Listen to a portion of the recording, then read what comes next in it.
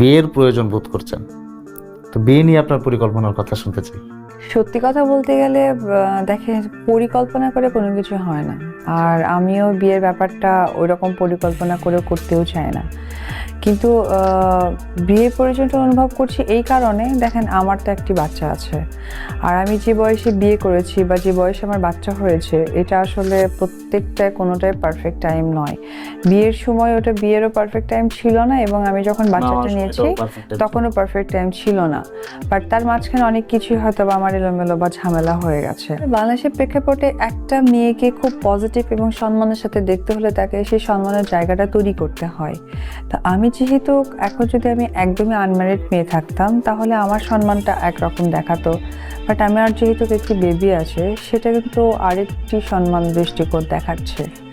আর একটি কথা হচ্ছে, যেহেতু আমার সত্যি এখনো বয়স, বিয়ে, বাচ্চা কোনোটাই হয়নি। আফটার মানুষ এবং পরিবার থেকেও আমাকে সেইভাবেই দেখছে।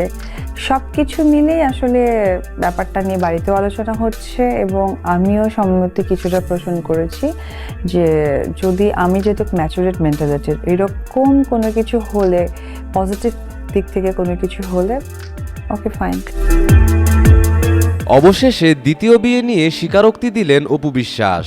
এতদিন তার দ্বিতীয় বিয়ে নিয়ে অনেক রকমের গুঞ্জন শোনা গেলেও এবার বিষয়টি নিজেই নিশ্চিত করেছেন এই নায়িকা।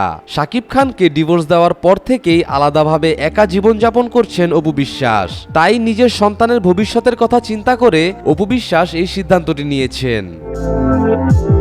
তার মানে আপনার নতুন বিয়েটা এবার পরিবার থেকেই হচ্ছে? হ্যাঁ, পারিবারিকভাবে, বা এটা শিওর না কিন্তু ভাইয়া, এটা আসলে নিউজ অনেক সময় রস দিচ্ছে মানুষকে পড়ানোর জন্য।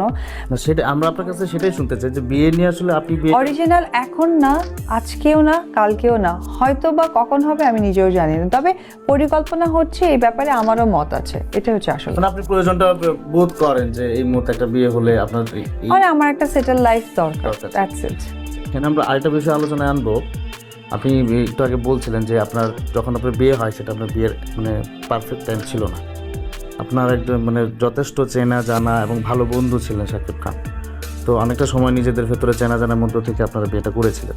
খুব একটা চেনা জানাও ছিল না। একটা সিনেমা করেছিলাম, একটা সিনেমার পরেই আসলে আমি এসএসসির পরপর সিনেমায় ঢুকি। অনেক ছোট ছিলাম, আর সেই জায়গা থেকে মানে বিয়ের ব্যাপারটা তো অনেক বড় একটা ডিসিশন। সেই ডিসিশনেও আসলে আমি খুব পারফেক্টলি ডিসিশনটা দিতে পারিনি, এটা বলতে পারেন ইমোশনাল ডিসিশন ছিল। সো ওই জন্য বিয়েটা হয়ে